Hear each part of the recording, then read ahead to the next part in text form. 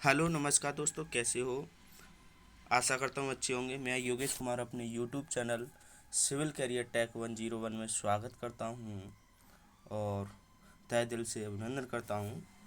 और जो हमारे यूट्यूब चैनल पर नए हैं तो प्लीज़ चैनल को सब्सक्राइब कर लें, और जिन्होंने हमारे चैनल को पहले से सब्सक्राइब कर रखा है उनको दिल की गहराइयों से बहुत बहुत धन्यवाद।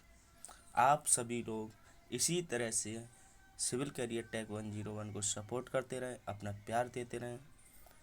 तो दोस्तों, मैं आज इस अपने लेक्चर वीडियो में बात करूंगा। इससे जो प्रीवियस लेक्चर मैंने पढ़ाया था उसमें मैंने पढ़ाया था कि अप्लाइड मैकेनिक्स क्या होती है, और उससे रिलेटेड कुछ डेफिनेशंस भी पढ़ाई थी, बेसिक्स पढ़ाए थे। जैसे वेग है, विस्थापन है, और गति है, और न्यूटन्स के नियम पढ़ाए थे। ओके, तो आज हम इस लेक्चर वीडियो में बात करेंगे अदिश एवं सदिश राशियाँ। अदिश राशियाँ क्या होती हैं, सदिश राशियाँ क्या होती हैं, और सदिश राशियाँ के बारे में जानेंगे। तो आइए स्टार्ट करते हैं, और अपने अपने नोट्स भी साथ ही बनाते जाना, जिससे कि एग्ज़ाम में आपको प्रॉब्लम ना हो।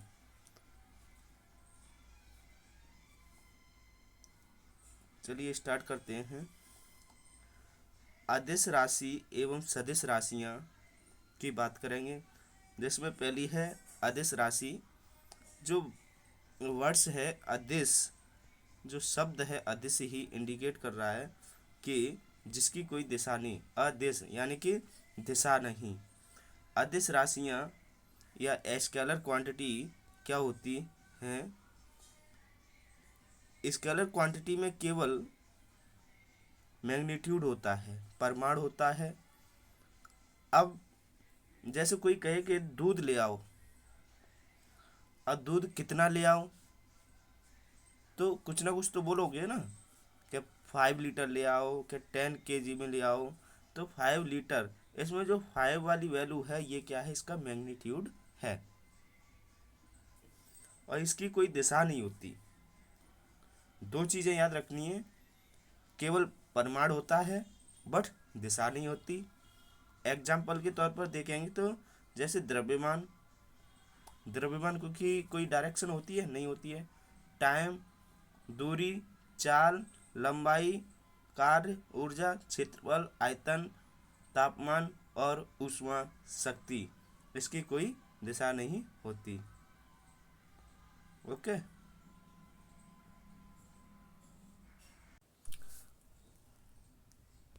अब बात करते हैं कि सदिश राशियाँ क्या होती हैं। सदिश राशियाँ क्या होती हैं कि सदिश यानी कि जिसकी दिशा है, जिसकी दिशा है उसे को बोलते हैं वेक्टर क्वांटिटी। परिमाण व दिशा की आवश्यकता होती है। अदिश में ओनली सिर्फ परिमाण था और दिशा नहीं थी, बट इसमें परिमाण के साथ साथ दिशा की आवश्यकता होती है। जैसे आप कोई कहे कि बल लगाइए, फोर्स लगाइए। अब फोर्स, अब जब तक वो डायरेक्शन नहीं देगा कि डाउनवर्ड डायरेक्शन में लगाना है, कि फॉरवर्ड डायरेक्शन में लगाना है, कि अपवर्ड डायरेक्शन में लगाना है, या बैकवर्ड डायरेक्शन में लगाना है, तब तक आपको समझ में नहीं आएगा कि फोर्स किधर लगाना है। तो इसकी एक पर्टिकुलर डायरेक्शन हो गई।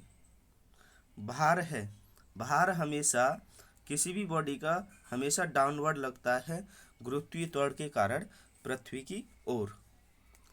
तो बल है, वेग है, त्वरण है, विस्थापन है, तनाव है।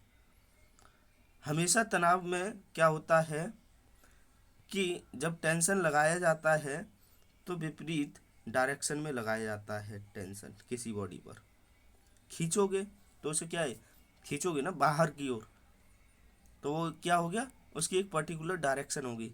इसीलिए हम इन्हें सदिश राशियाँ बोलते हैं, क्योंकि इनमें परिमाण के साथ साथ दिशा की भी ज़रूरत होती है।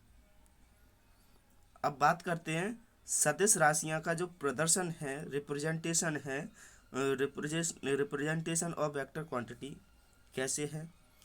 देखो, कहीं कहीं अलग अलग बुकों में मिलता है, इस तरह से भी रिप्रेजेंट करते हैं, एरो बना करके और मिड में इस तरह से मैग्नीट्यूड दिया होता है, या इस तरह से बीच में एरो बना सकते हैं, या वेक्टर ए और वेक्टर स्मॉल ए इस तरह से रिप्रेजेंट कर सकते हैं।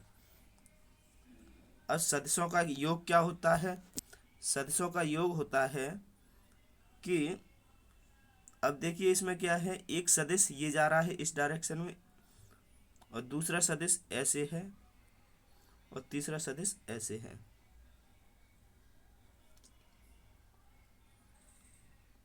तो इसमें क्या है, इनका जो एडिशन होता है, इन सदिशों का जो एडिशन होता है, तो ये होता है कोई ए और बी वेक्टर क्वांटिटी है, और यानी कि इसमें क्या दिख रहा है आपको, ये पहला कोई सदिश है, इसके टेल से कोई दूसरा सदिश है, इसका जो टेल है इस पर कोई दूसरे सदस्य का जो एरो है, तब एडिशन होता है, तब हम प्लस में वैल्यू लेंगे। ओ से लेकर के ए तक प्लस ए से लेकर बी तक, तो इसे क्या बोलेंगे, सदिशों का योग। सिंपल है। अब मैं बताऊंगा कि सदिशों का घटाना कैसे होता है, सदिशों को घटाया कैसे जाता है।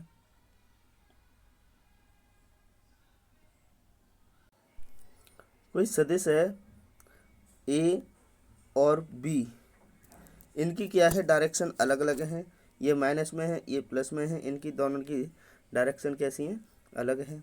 तो सदिशों का ए माइनस बी इजकल टू, या इस तरह से ए और माइनस बी, तो ये क्या हो जाएगा, ए माइनस बी हो जाएगा जब इसको ऐड करेंगे तब।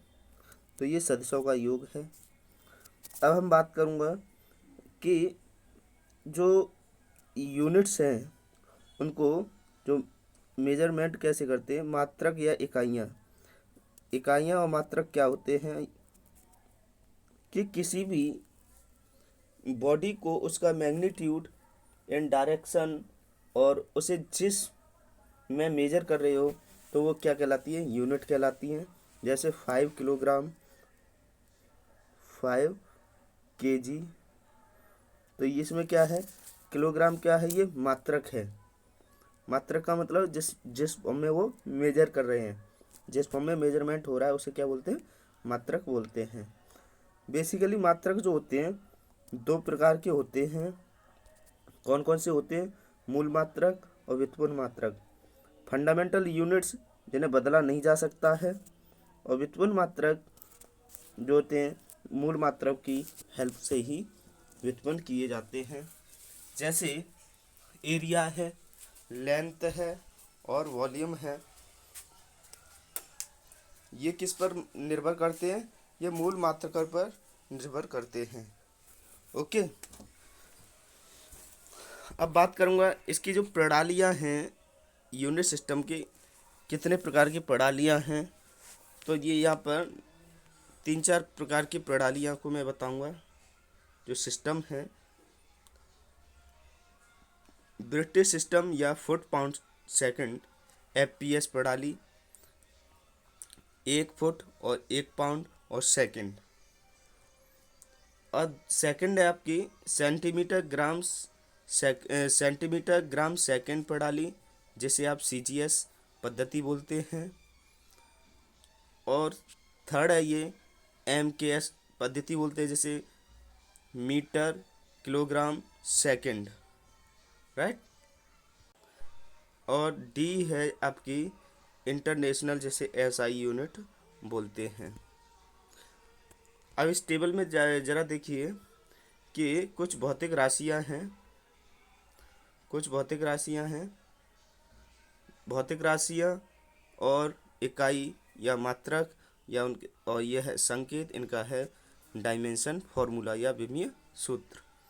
और लंबाई को आप किस में मेजर करते हैं, मीटर में, M से इंडिकेट करते हैं इसे, और मीटर को हम लेंथ में मेजर करते हैं, इसीलिए इसका फर्स्ट जो लेटर है L से रिप्रेजेंट करते हैं।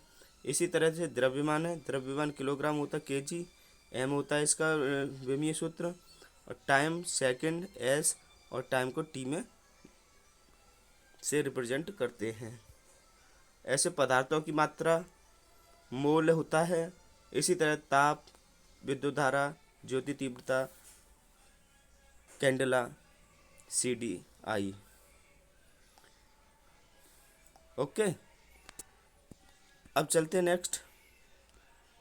कुछ आपके पास सप्लीमेंट्री यूनिट्स होती हैं। ऐसा यूनिट है जैसे समतल कोण को, प्लेन एंगल को मेजर करोगे रेडियन में, RAD से इंडिकेट करते हैं, और सॉलिड एंगल को और स्टेडियन में रिप्रेजेंट करते हैं। अब न्यूटन्स के लॉ की बात करेंगे। न्यूटन्स के नियम क्या थे? तो न्यूटन के प्रथम नियम की बात करते हैं। न्यूटन का जो प्रथम नियम है वो क्या कहता है? न्यूटन का प्रथम नियम कहता है कि अगर कोई वस्तु विराम अवस्था में है तो वो विराम अवस्था में ही रहेगी जब तक कि उस पर कोई बाह्य बल न लगाया जाए।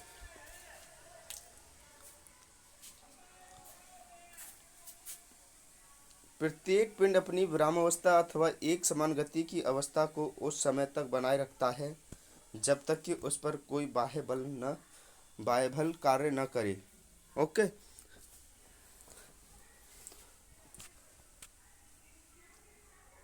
अब बात करूंगा मैं फोर्स क्या होता है, बल क्या होता है।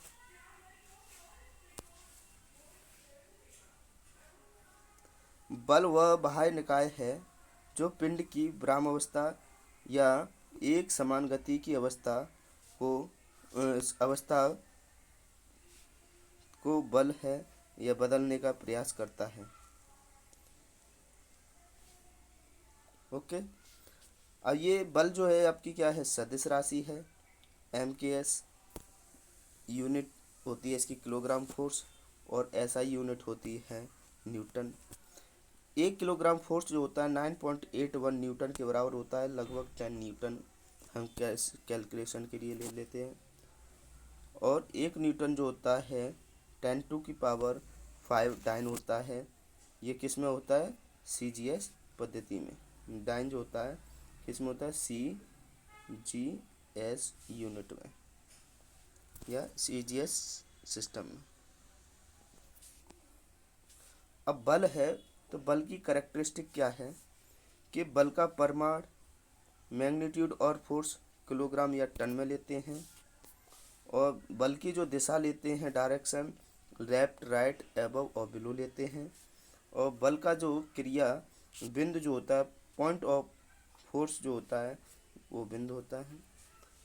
बल की क्रिया रेखा बल की दिशा में खींची गई रेखा होती है, और क्रिया या प्रतिक्रिया बल जो अभी मैंने आपको बताया था, इसमें ये न्यूटन का प्रथम नियम था, और ये न्यूटन का सेकंड लॉ कहलाता है। Second law of Newton, F = ma होता है, यानी कि मास इनटू एक्सेलरेशन के गुणनफल के बराबर होता है। यानी कि फोर्स जो होता है F = ma होता है। ये न्यूटन का सेकंड लॉ कहलाता है। और न्यूटन्स का ये कहलाता है थर्ड लॉ, क्रिया तथा प्रतिक्रिया का नियम। क्रिया प्रतिक्रिया का नियम क्या कहता है कि प्रत्येक क्रिया के बराबर वस्तु विपरीत क्रिया होती है। मान लो आपने किसी कोई बॉडी है तो इस पे आपने कोई फोर्स लगाया है, तो ये बॉडी भी इसकी जस्ट अपोजिट में एक फोर्स लगाएगी।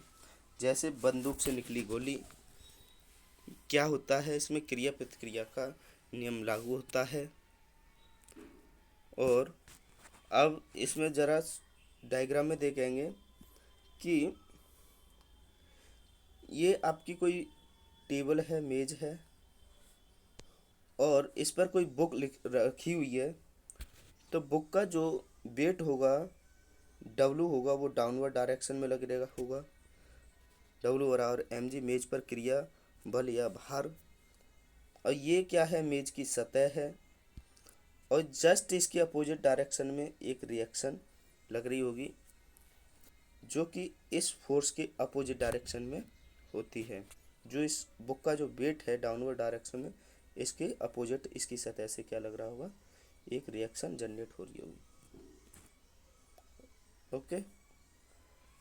अब मैं बात करूँगा तनाव संपीड़न क्या होता है। Force of tension in compression thrust, force act in opposite direction. Tension में क्या होता है, फोर्स जो होते हैं अपोजिट डायरेक्शन में लगते हैं। जैसे कोई ये पिंड है, बॉडी है, इसमें ये फोर्स जो है अपोजिट डायरेक्शन में लग रहे हैं और क्रिया प्रतिक्रिया बल लगते हैं इसमें। अब जब फोर्स इधर एक डायरेक्शन में लगता है तो इसके जस्ट अपोजिट डायरेक्शन में एक और फोर्स लगता है इस बॉडी के अंदर से, तो इसे हम तनाव बल कहते हैं।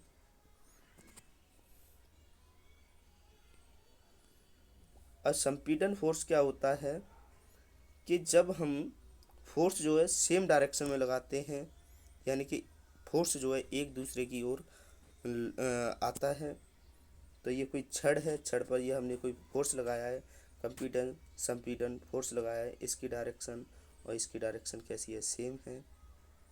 तो इसमें क्या होता है कि इस जो छड़ के या इस बॉडी के जो पार्टिकल्स हैं सटीक सटीक आएंगे, पास पास आएंगे, तब हमारा कंप्रेशन होगा। और इसमें क्या हो रहा था टेंशन में, इसमें जो पार्टिकल्स हैं, पार्टिकल्स का जो है खिंचाव हो रहा था, कणों का खिंचाव। मेन डिफरेंस यही है कि टेंशन फोर्स में जो पार्टिकल्स का क्या होता है, खिंचाव होता है, और कंप्रेशन फोर्स में क्या है, पार्टिकल्स फोर्स का में पार्टिकल्स का दबाव होता है, पार्टिकल सटीक आते हैं, पास पास आते हैं।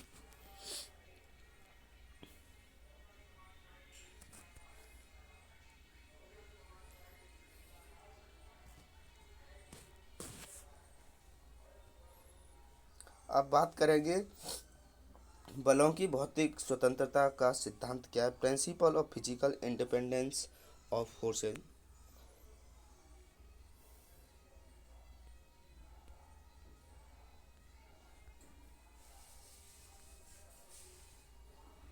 जब किसी पिंड या बॉडी पर एक साथ अनेक बल कार्य करते हैं तो इनमें से प्रत्येक बल पिंड पर अपना प्रभाव स्वतंत्र रूप से इस प्रकार डाला जाता है जैसे कि अन्य बल पिंड पर न लगे हों।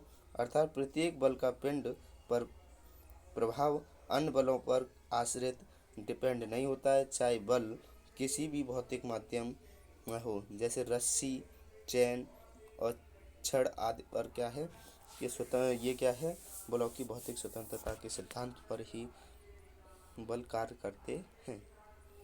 अपने नोट्स में साथ ही साथ नोट करते जाएं और वीडियो को पॉज करके नोट्स बनाते जाएं। अपने हैंड रिटन नोट्स बहुत ही अति आवश्यक है, क्योंकि जब आपका यूपीवीटी का जब आपके सेमेस्टर एग्ज़ाम होंगे उस टाइम आपको रिवाइज करने में बहुत ही मदद मिलेगी और आपको ढूंढने की ज़रूरत नहीं पड़ेगी और रिवाइज करने में आपको आसानी लगेगी।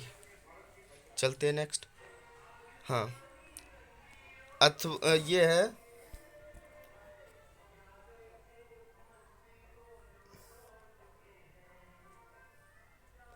अब मैं बात करूँगा बलों की स्थानांतरणशीलता का सिद्धांत क्या है, प्रिंसिपल ऑफ ट्रांसिबिलिटी क्या होती है, देखते हैं।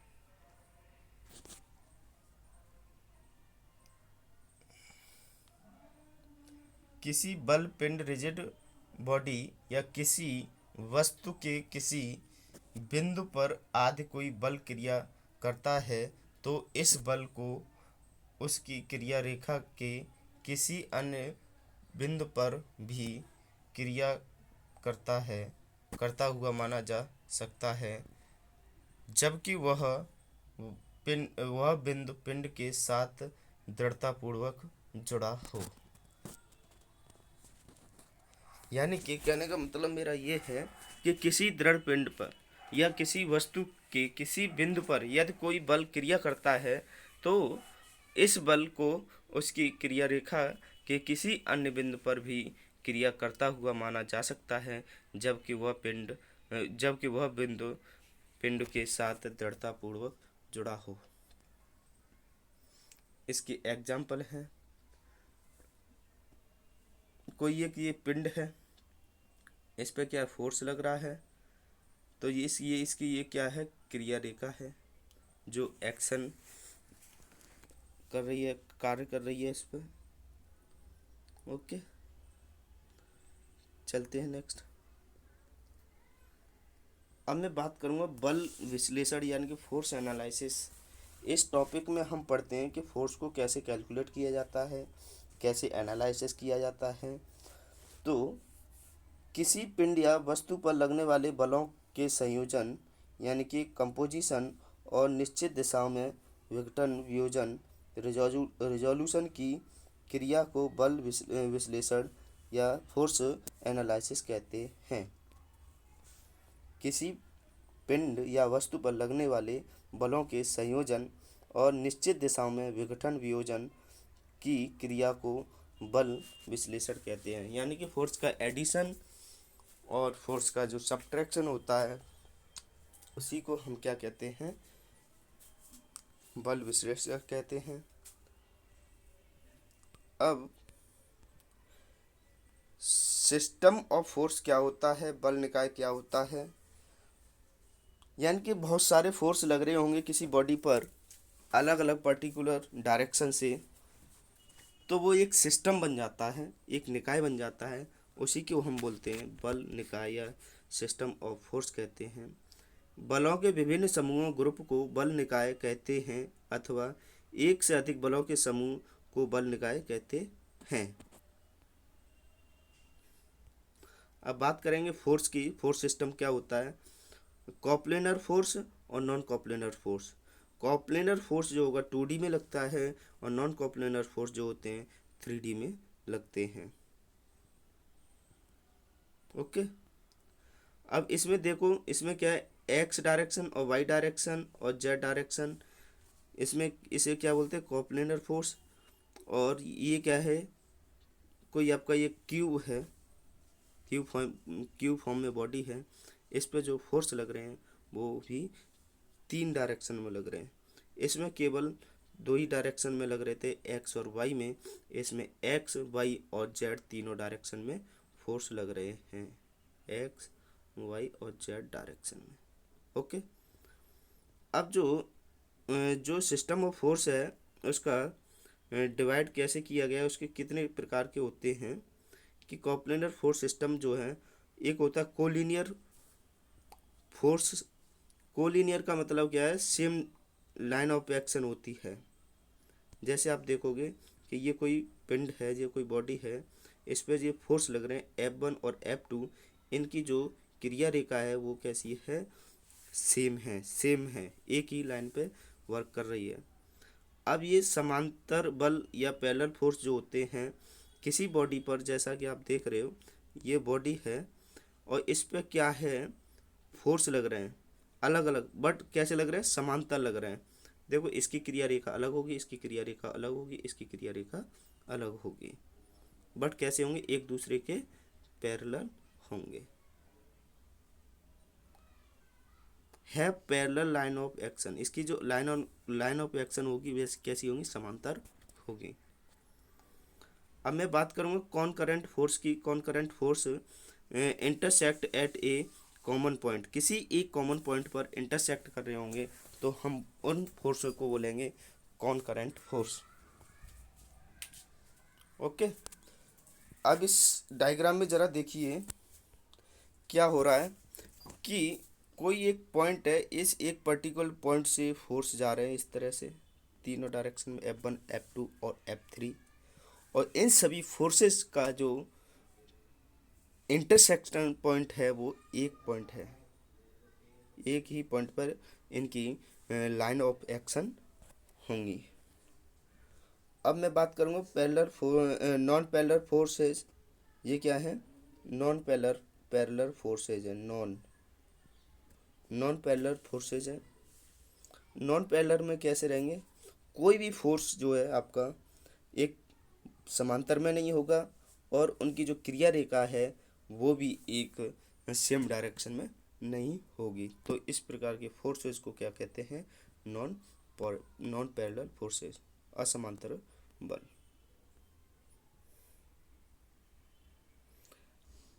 अब मैं बात करूँगा परिणामी बल क्या होता है, रिजल्टेंट फोर्स क्या होता है।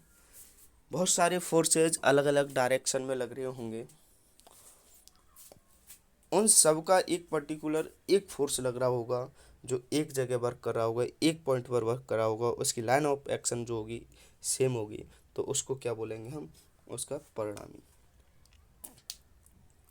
ओके, तो आइए देखते हैं कि जब किसी पिंड या बॉडी पर एक से अधिक बल कार्य कर रहे हों तो उन सभी बलों के प्रभाव के योग के बराबर एक अन्य बल को उनका परिणामी या रिजल्टेंट फोर्स कहते हैं। इसे कैपिटल आर से प्रदर्शित करते हैं, जैसे जैसे are equal to F1 plus F2 minus F3। Okay, ये होता है परिणामी। मान लो कि ये आपके कोई ट्रायंगल है, इस पे ये फोर्स लग रहा है और ये फोर्स लग रहा है, कोई दो फोर्स लग रहे हैं, तो ये होगा, ये इन दोनों फोर्सेस का जो एडिशन होगा वो रिजल्टेंट आर के इक्वल होगा।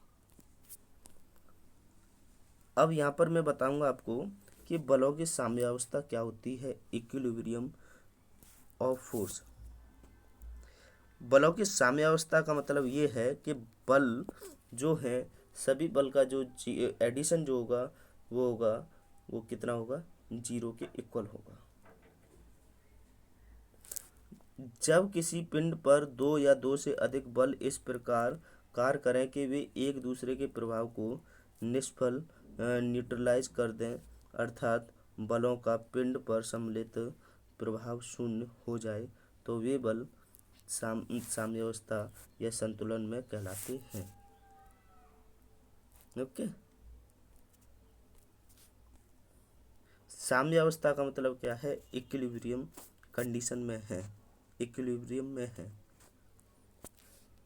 ओके, यानी कि summation F equal to zero, जो एक्स वाई डायरेक्शन, जिस डायरेक्शन में भी फोर्स है उनका सभी का जो समीशन होगा वो कैसा होगा, इक्वल जीरो होगा। अब मैं यहाँ पे बताऊंगा साम्यावस्था के प्रकार। साम्यावस्था के कितने प्रकार होते हैं। साम्यावस्था के काइंड्स ऑफ इक्विलिब्रियम। पिंड की साम्यावस्था दो प्रकार की होती है, स्थैतिक साम्यावस्था और गतिक साम्यावस्था। स्टैटिक इक्विलिब्रियम, जब कोई बल निकाय किसी स्थिर पिंड पर इस प्रकार कार्य करें कि वह गतिशील न हो सके, अर्थात ही बल तब ऐसे निकाय को हम क्या बोलते हैं, स्थैतिक साम्यावस्था कहते हैं। जब कोई बल निकाय किसी स्थिर पिंड पर इस प्रकार कार्य कर रहे हो कि वह गतिशील न हो सके, अर्थात ही रहें, यानी कि उस पर लगे ही रहें, ऐसे बल निकाय को हम स्थैतिक अवस्था कहते हैं।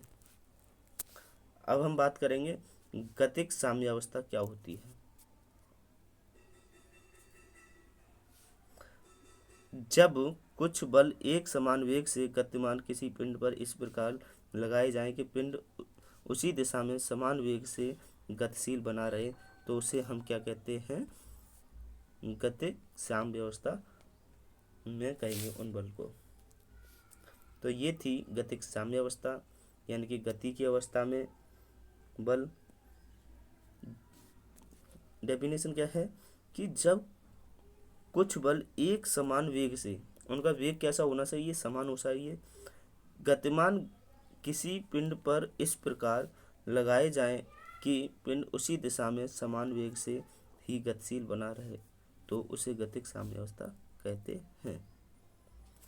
आई होप, आशा करता हूँ कि आपको ये लेक्चर वीडियो समझ में आई होगी और आप अपने नोट्स को साथ ही साथ प्रिपेयर करते जाएं, इन सभी को नोट करते जाएं, वीडियो को पॉज करके देखते जाएं और अपने सेमेस्टर एग्ज़ाम की तैयारी को बेहतर बनाए रखे रहें।